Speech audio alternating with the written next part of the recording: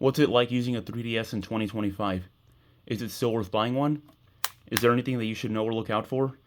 That's exactly what I'm going to go over in this video. First of all, if you're interested in buying a 3DS in the first place, the model that I'd recommend the most is the new 2DS XL, as it is the best all-rounder, around the same price as the new 3DS XL, and still the same core experience with the same specs, as well as built-in amiibo support and an extra analog stick, which some games do take advantage of. The only thing it sacrifices compared to the 3DS is the 3D capability. But as someone who owns a new 3DS XL, I never use the 3D when playing games anyways, as it feels really half-baked. One of the improvements that the new 3DS has over the original is the improved 3D, but putting them side by side, I can't really tell the difference between the two. At least not with the games that I tested. And on top of cutting out the unnecessary features, the new 2DS also has some quality of life improvements, such as an easier to access SD card slot, and in my opinion, a much better design that isn't anywhere near as much of a fingerprint magnet and a scratch magnet. Another good option is the regular 2DS, if you want a more budget-friendly choice with extra durability and really good ergonomics.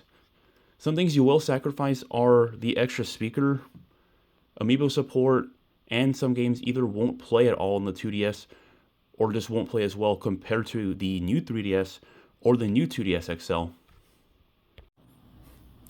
One of the best features for the entire 3DS lineup is the ability to play the vast majority of DS games, excluding the few that use the GBA slot.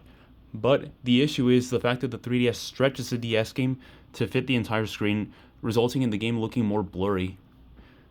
Luckily, there is actually a way of fixing this without having to mod your system. The way you do it is, as soon as you start the DS game on your 3DS, you hold either start or select while the game is loading. And as you can see, it's closer to the screen size of an original DS, making the game look much sharper by comparison. Overall, with this little tip, playing DS games on a 3DS is a very solid experience. The eShop closed in March of 2023, so if you plan on buying your 3DS games digitally, you're out of luck. At least if you plan on doing it through the official route. But if you plan on buying your games physically, thankfully, a lot of them aren't too expensive, like with GameCube games, for example, even when buying them complete in box, with most DS and 3DS games averaging anywhere from $20 to $30 with places like eBay or a retro video game store. Besides the eShop closing, the battery life is also another issue, especially if you don't replace the battery. You can buy replacements from iFixit to alleviate this issue, but even then, if you plan on doing longer gaming sessions with any of these, you shouldn't stay too far away from a charger, especially on the smaller models.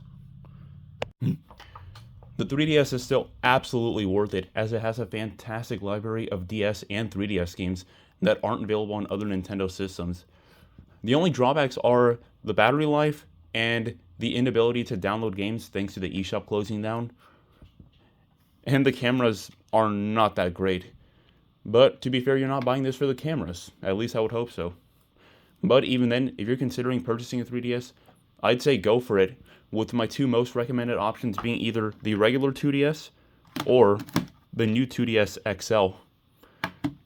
Thank you guys for watching, and I'll see you in the next video.